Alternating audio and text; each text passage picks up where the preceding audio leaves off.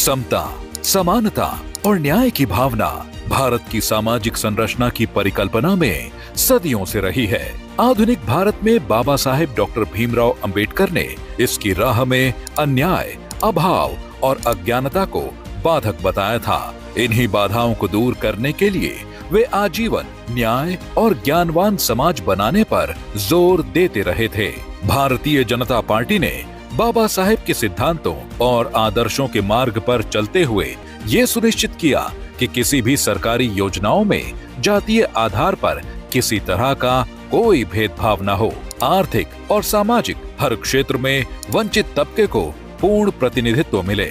बाबा साहेब के समावेशिता और न्याय संगत विकास के सिद्धांतों के अनुरूप पूर्व प्रधानमंत्री अटल जी ने अपने कार्यकाल में अनुसूचित जनजाति समुदायों के समग्र विकास के लिए एक अलग मंत्रालय और पूर्वोत्तर की प्रगति के लिए पूर्वोत्तर क्षेत्र विकास मंत्रालय की स्थापना की थी।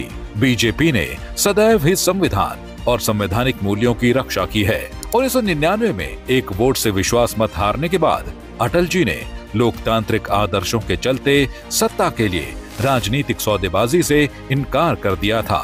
बीते 10 वर्षों में मोदी सरकार में अनुसूचित जाति जनजाति वर्ग के सांसदों का मंत्रिमंडल में प्रतिनिधित्व बढ़ा है, जिससे दलित आदिवासी वर्ग की समस्याओं का निराकरण तेजी से हो रहा है। शिक्षा से लेकर नौकरियों में दलित वर्ग की भागीदारी बढ़ी है।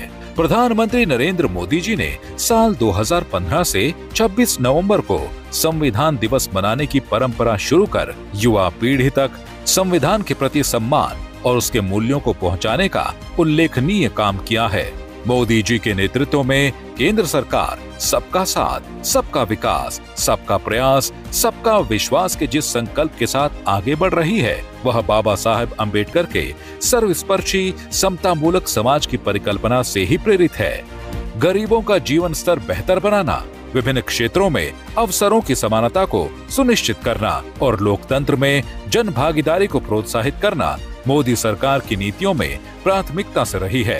स्टैंड अप इंडिया, मुद्रा योजना, पीएम विश्वकर्मा, पीएम दक्ष, वंचित इकाई समूह और वर्ग को आर्थिक सहायता यानी विश्वास योजना और डीबीटी जैसी पहलों से वित्तीय सशक्तिकरण और समावेशन को बढ़ावा दिया गया, जिससे उद्यमिता और आर्थिक सुरक्षा को बढ़ावा मिला है।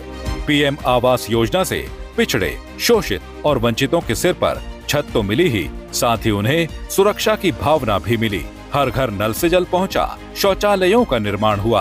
प्रधानमंत्री सहज बिजली हर घर योजना से हर वो घर रोशन हुआ जो इससे वंचित था।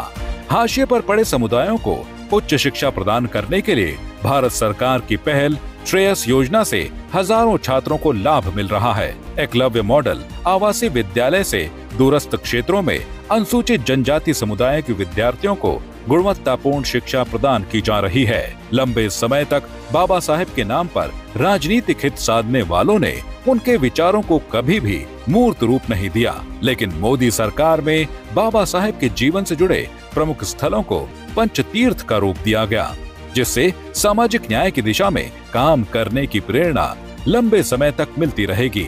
मोदी सरकार में समाज को स्वावलंबी और आत्मनिर्भर बनाने की दिशा में महत्वपूर्ण कदम उठाए गए हैं। समाज का प्रत्येक कमजोर वर्ग जैसे जैसे स्वावलंबन और आत्मनिर्भरता की राह पर चल रहा है, उसके जीवन से अभाव का अंधकार छट रहा है और यही विकसित भारत की मजबूत नींव है, जिसके बारे में बाबा साहेब हमेशा कहा करते थे।